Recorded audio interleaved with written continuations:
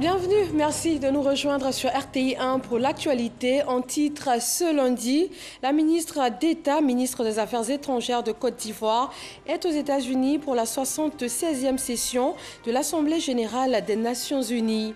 Kandia Camara y a dépeint le climat social et des affaires actuelles en Côte d'Ivoire. Elle a en outre eu un échange avec le secrétaire général Antonio Guterres. Abidjan abrite la 41e journée mondiale du tourisme. C'est une première avec 128 pays, 1500 participants en présentiel et 3500 en virtuel. En cette période marquée par la pandémie à coronavirus, c'est une rencontre qui se veut le top départ de la relance du tourisme mondial.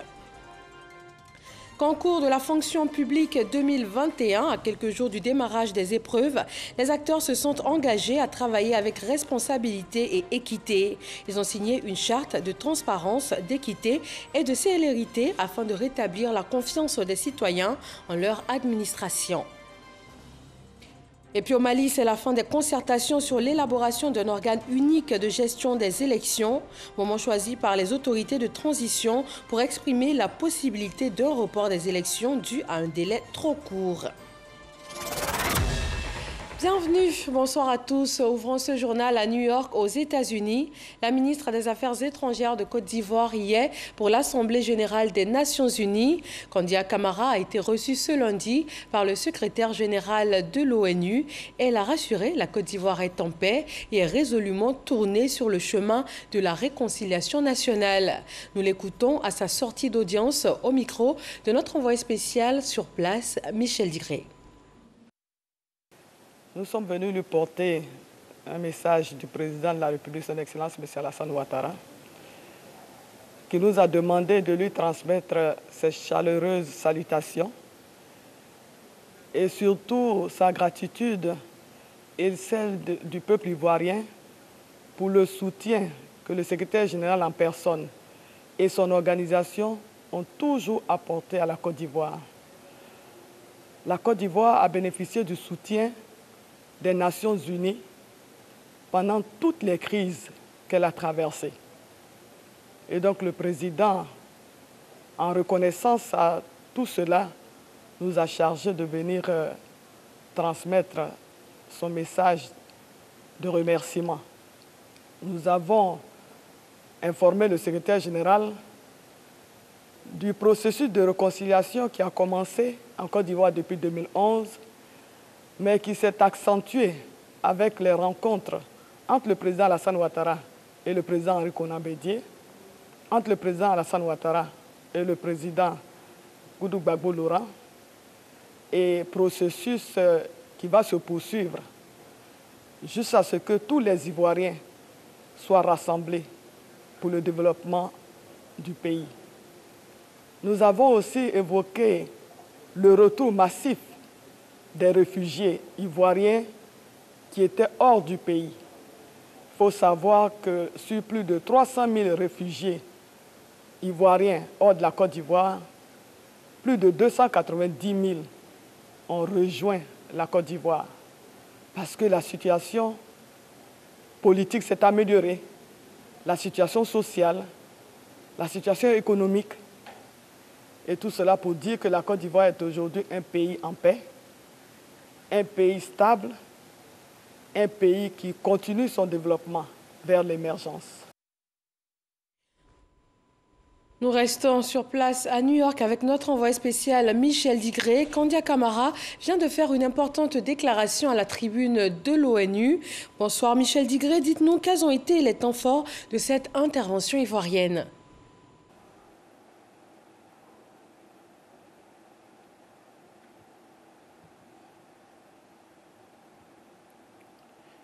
Oui, bonsoir. Nous sommes en direct du siège des Nations Unies à New York. La ministre des Affaires étrangères de Côte d'Ivoire vient d'achever sa déclaration à l'Assemblée générale de l'ONU. C'était une déclaration qui était très attendue. Elle a parlé au nom du président de la République, son Excellence Alassane Ouattara, et a porté la voix de la Côte d'Ivoire face à la communauté internationale. Son discours était axé autour de 3 thèmes majeurs.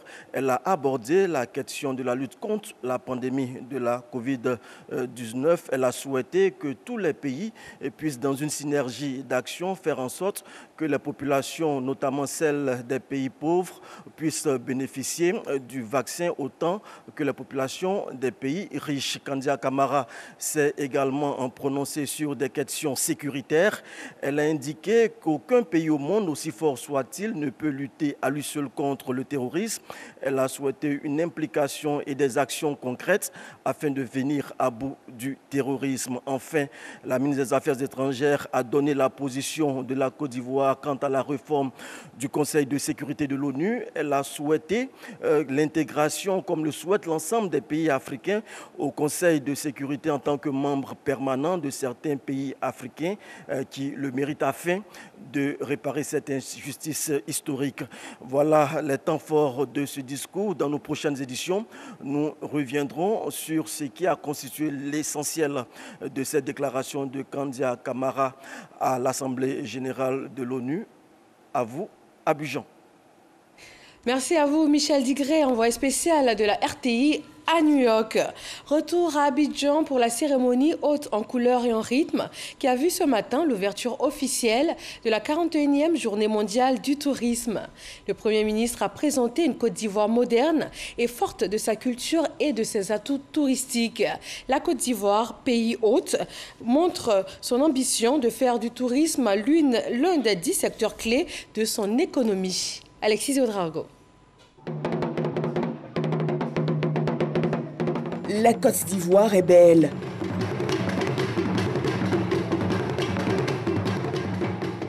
Ce lundi, elle accueille le monde du tourisme sous ses plus belles coutures. Pour cette 41e journée mondiale du tourisme, le pays met les petits plats dans les grands.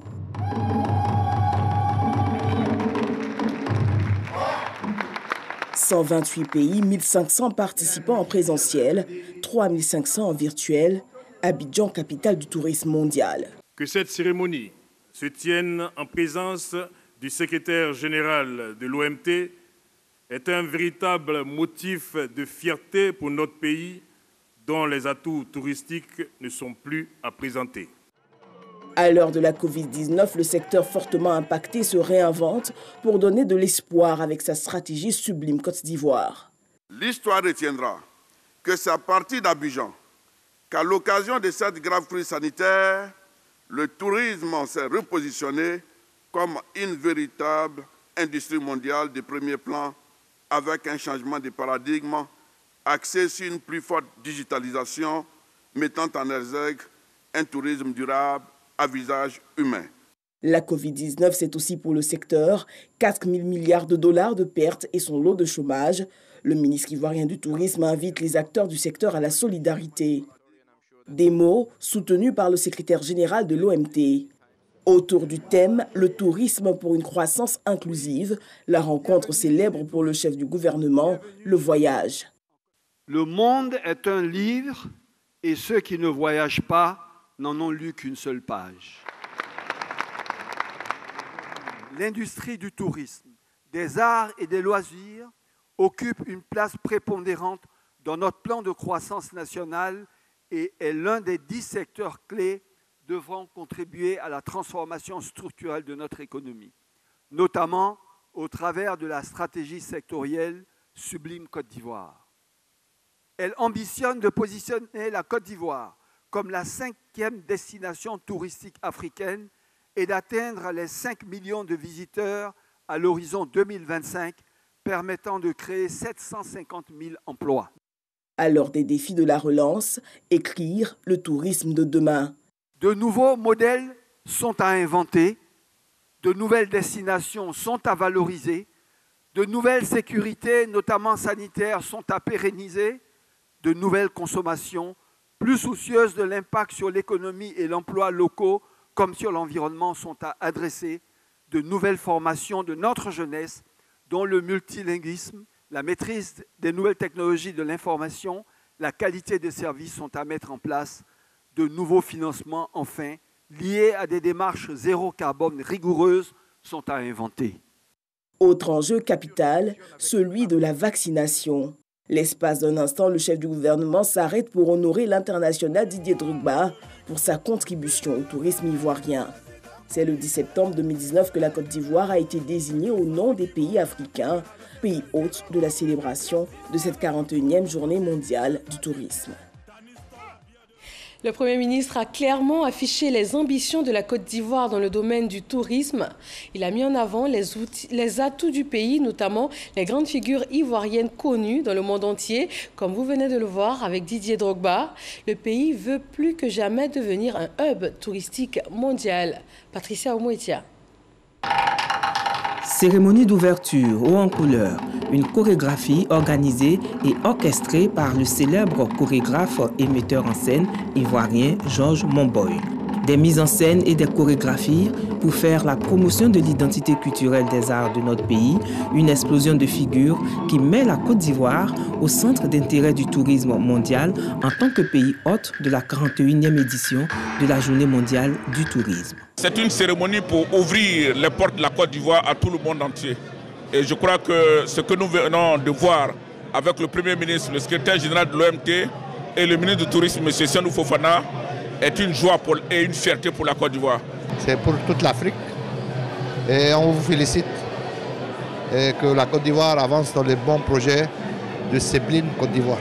Cette rencontre signe désormais la véritable relance du secteur touristique mondial. Le monde vient à Abidjan, le monde regarde Abidjan d'un point de vue du tourisme. Et ça, c'est quelque chose qui n'existait pas avant. Et oui, ça a été possible grâce à l'implémentation de la stratégie Sublime Côte d'Ivoire qui n'existait pas et qui aujourd'hui structure toute l'énergie d'un pays autour d'une stratégie qui développe des valeurs qui sont chères aux Ivoiriens. Il y a 5 projets à échéance de 12 à 18 mois.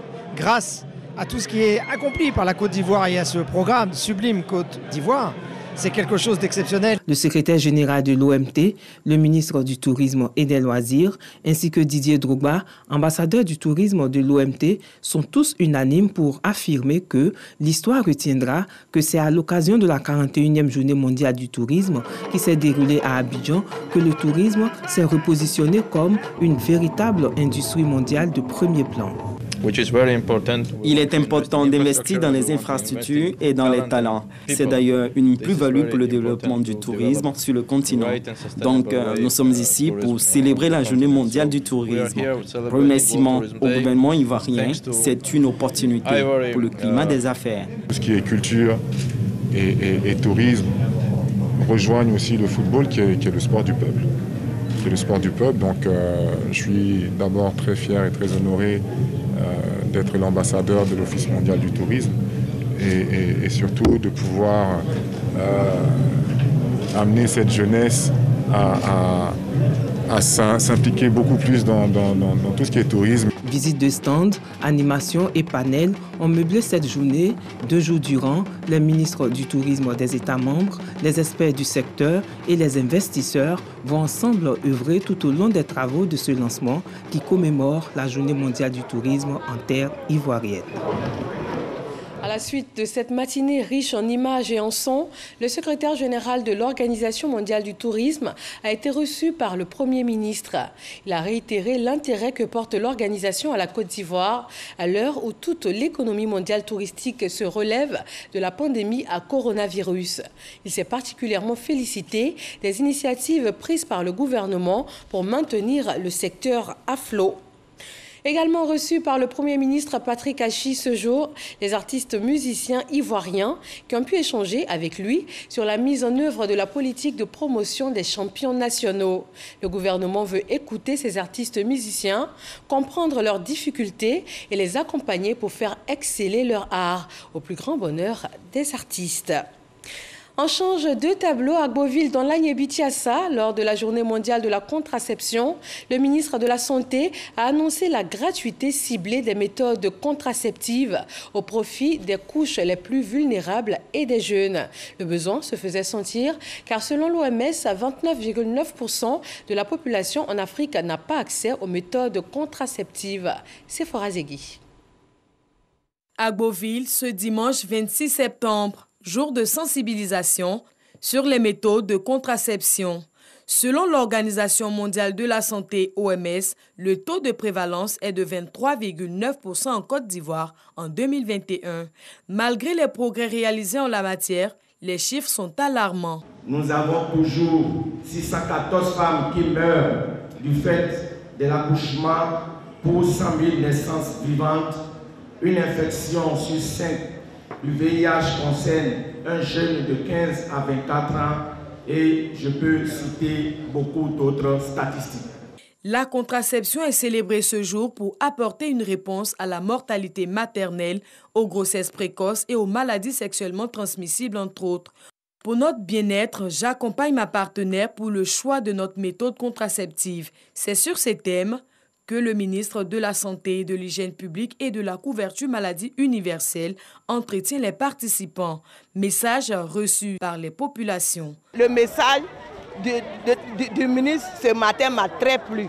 C'est moi-même, je suis arrêtée devant vous. J'ai 8 enfants. Est-ce que quand vous me regardez là, je suis vilaine? J'ai fait 8 enfants parce que j'ai laissé espace entre mes enfants. Demba Ungou Pierre, le ministre de la Santé, annonce la gratuité ciblée des méthodes contraceptives. Nous savons que l'un des obstacles de cette planification, c'est la disponibilité des produits contraceptifs. Donc c'est un plaidoyer que nous avons fait. L'ensemble des acteurs, y compris les partenaires et le chef de l'État, a voulu rendre gratuits les produits contraceptifs en Côte d'Ivoire pour accélérer l'adoption de la contraception comme moyen de planification familiale, mais surtout d'accélération du développement de notre pays. Chaque année, le 26 septembre marque la Journée mondiale de la contraception. Une occasion pour le gouvernement de faire le bilan des actions entreprises et faire de la sensibilisation. Cette année, 1 580 000 femmes utilisent la contraception. Cela a permis d'éviter 560 000 grossesses à risque, 200 000 avortements et 2400 décès. Voyons maintenant le point chiffré de la maladie à coronavirus en Côte d'Ivoire pour ce 27 septembre.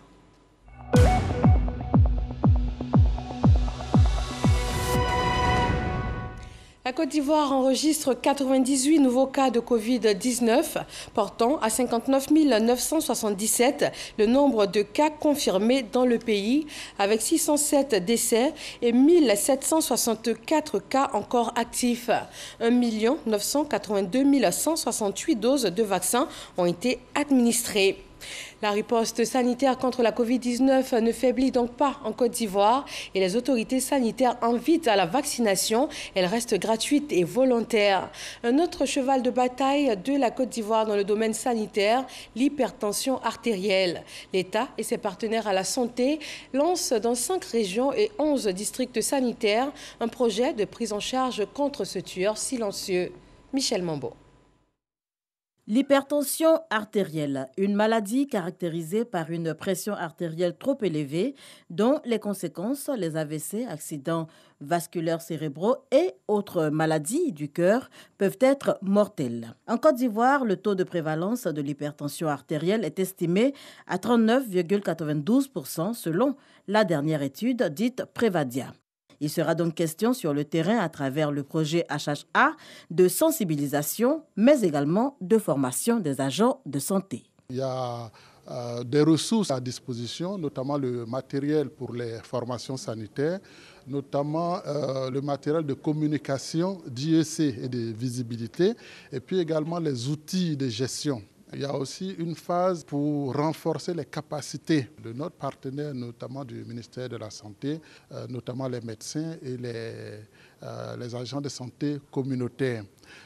Très bientôt, nous allons aussi avoir une évaluation de base. HHA, entendez Healthy Earth Africa. Le projet apparaît, selon la tutelle, comme une réponse à la problématique des maladies cardiovasculaires en Côte d'Ivoire. Le ministère de la Santé, de l'Hygiène publique et de la couverture maladie universelle y attache donc du prix. 2 adultes sur 3 présentent des cas d'hypertension artérielle. Ce projet aura pour objet essentiel de former le personnel, mais également de dépister précocement ces personnes qui sont atteintes de cette maladie pour pouvoir faire ensuite une prise en charge régulière, optimale et faire aussi un suivi. porté par l'organisation HHA en collaboration avec la plateforme africaine des associations chrétiennes de santé HAP et ICPH, Initiative chrétienne pour la promotion humaine. Ce programme est financé par un laboratoire pharmaceutique. Il va couvrir 5 régions sanitaires, notamment le Haut-Sassandra, le Bélier, la Maraoué, le Poro et le Tchologo. Dans le domaine de la santé animale, la grippe aviaire a causé une perte de 3 milliards de francs CFA à la Côte d'Ivoire en 2016 et elle menace actuellement plus de 50 000 emplois directs avec 250 milliards de francs CFA de chiffre d'affaires.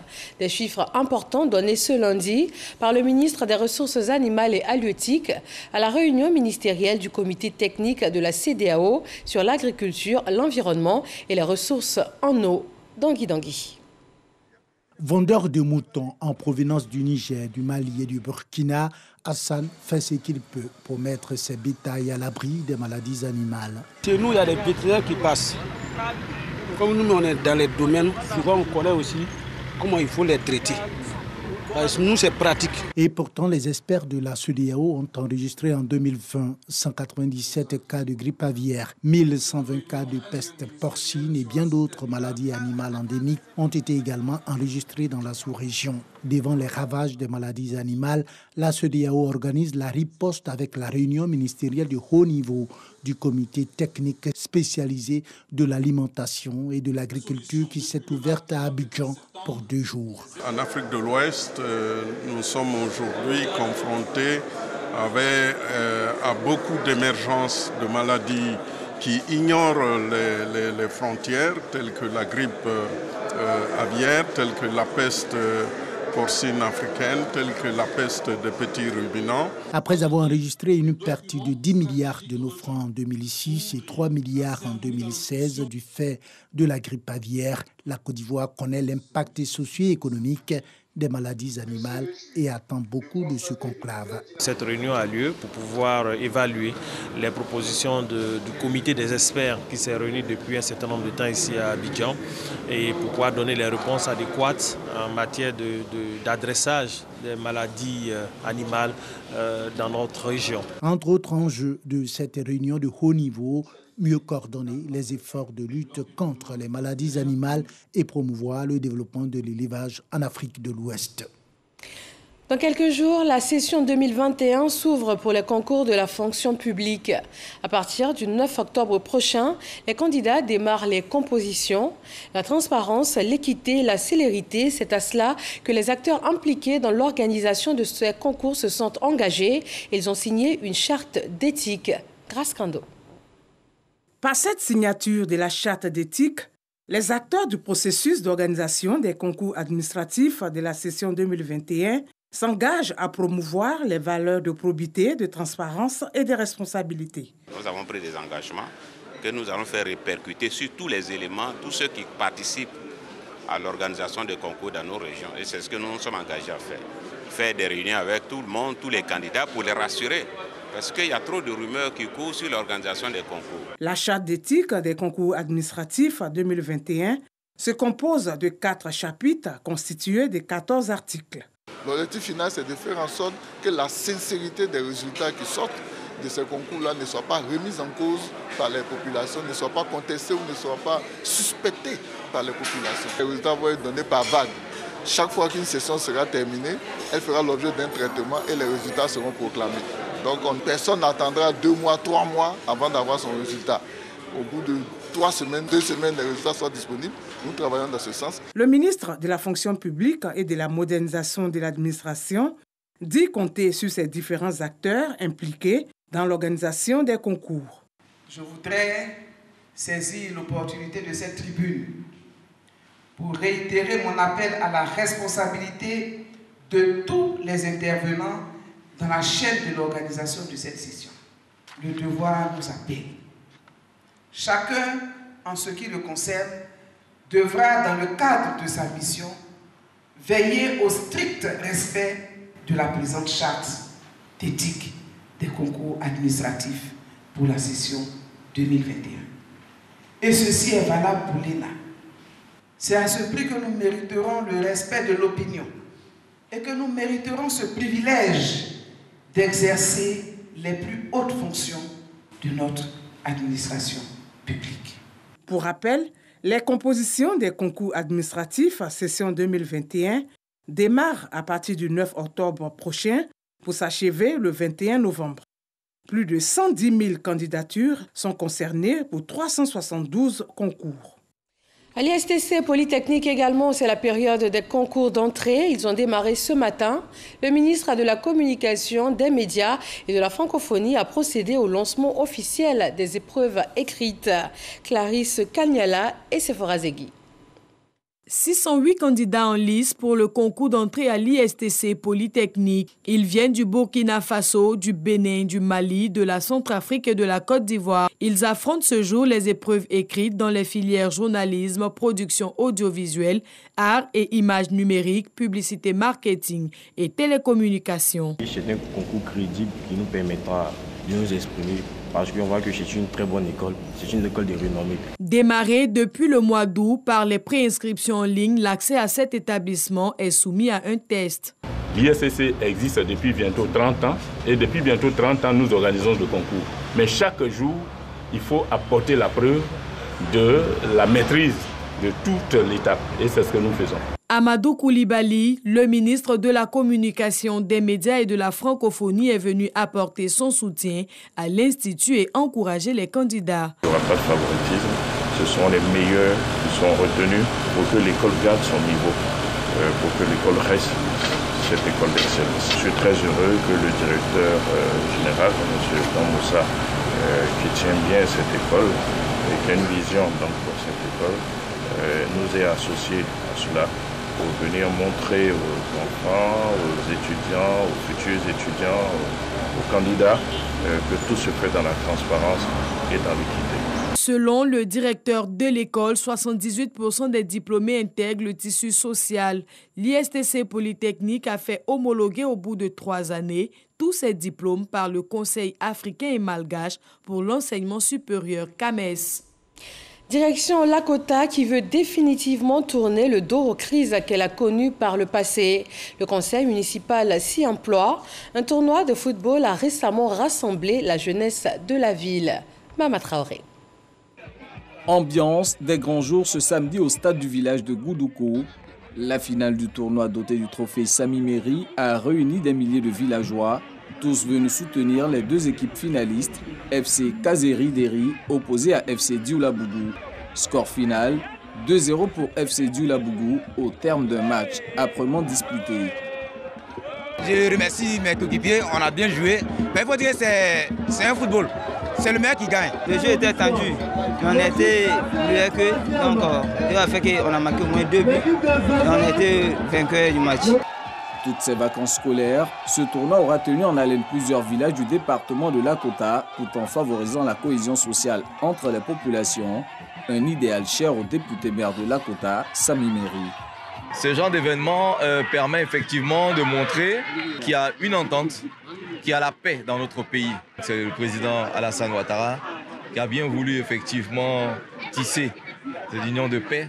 Et aujourd'hui, la Côte d'Ivoire est rassemblée. Aujourd'hui, la Côte d'Ivoire est solidaire. Le sport est un facteur de rapprochement. Et toute la jeunesse est là. Nous leur disons grand merci. Grand merci. Et surtout grand merci à monsieur le député. Ce tournoi a également été l'occasion pour le député maire Sami Meri d'exhorter les jeunes au civisme et au travail pour le développement de la région du Lodjibois. À Atenguié, un pays acquis dans le sud ivoirien, le pouvoir traditionnel est exercé par génération. La génération Mounan se prépare à prendre le pouvoir l'année prochaine. Une des étapes importantes de cette passation de flambeau, la préparation de la tenue du guerrier de génération. Elle est pour l'essentiel constituée de feuilles de raffia et elle se tisse dans des conditions spéciales. Franck Quadio nous permet de faire cette découverte. Une ambiance de fête ce matin à Atenguié, sud-ivoirien. C'est le jour du Bako, la coupe du raffia annoncée par le crépitement du tambour. Le processus se met en place, les guerriers des catégories d'âge s'activent sous les vivas des femmes. Et soudain sonne le corps. Tous se dirigent ici, sur cette place ombragée de feuilles de palmier. Les Mouna, la future génération au pouvoir dans un an, à l'épreuve de la Coupe du Rafia. Aujourd'hui, c'est les Mouna qui ont envoyé leurs cadets, les messieurs, en brousse pour couper les rafias qui vont servir à la confection de la tenue des chefs guerriers pour la fête des générations des Mouna. Et c'est après la fête des générations qu'ils vont prendre la gestion du pouvoir du village. Actuellement, nous sommes à l'étape de dépouillement du raffia parce que le tissage viendra très bientôt. Lorsqu'on finit le dépouillement et ces fibres que nous obtenons, nous allons les sécher et après le séchage, nous allons passer au tissage. Lors de cette grande fête, le guerrier sera paré de ses feuilles, tissées puis conditionnées en secret. Le choix du raffia, une affaire de génération, tous y participent, les Nyando, les Doubo, les Mouna et les Mlichou. Les Aké, Nendin et particulièrement les Dandou, ceux d'Atengue mettent un point d'honneur à pérenniser le rituel initiatique menant à la grande parade de la prise du pouvoir. Les jours qui suivront, les amis de la catégorie guerrier de la génération Mouna viendront chaque jour chez le chef guerrier pour faire sortir, pour mettre au soleil. Après Coupe de Rafia, il y a une cérémonie au milieu là à faire. L'année qui suit, nous allons maintenant connaître le nombre effectif des, je peux dire, les garçons qui vont sortir ce jour-là. On va connaître leur nombre. Maintenant, ensuite de là, qui viendra maintenant la grande fête de la fête de génération des Mouna. Des Mouna qui, notons-le, le pouvoir, ils devront l'exercer durant 15 ans. Mais avant cet espace, il faut le laisser sans aucune fibre de raffia, histoire de ne pas attirer malheur sur la génération, le moment venu. Dans l'actualité internationale au Mali, c'est la fin des concertations sur l'élaboration d'un organe unique de gestion des élections. Cette période aura aussi permis de préparer des assises nationales de la refondation, une occasion choisie par les autorités de transition pour exprimer la possibilité d'un report des élections. Le motif évoqué, le facteur temps. Elle souhaiterait d'abord pouvoir mener les réformes nécessaires, mais une partie de la classe politique a boycotté ces concertations car elle accuse les autorités d'instrumentaliser l'organisation de ces assises nationales à des fins purement politiques. Merci à tous de suivre RTI 1. Retrouvez-nous également sur rti.info pour d'autres informations d'ici et du monde entier. Bonsoir.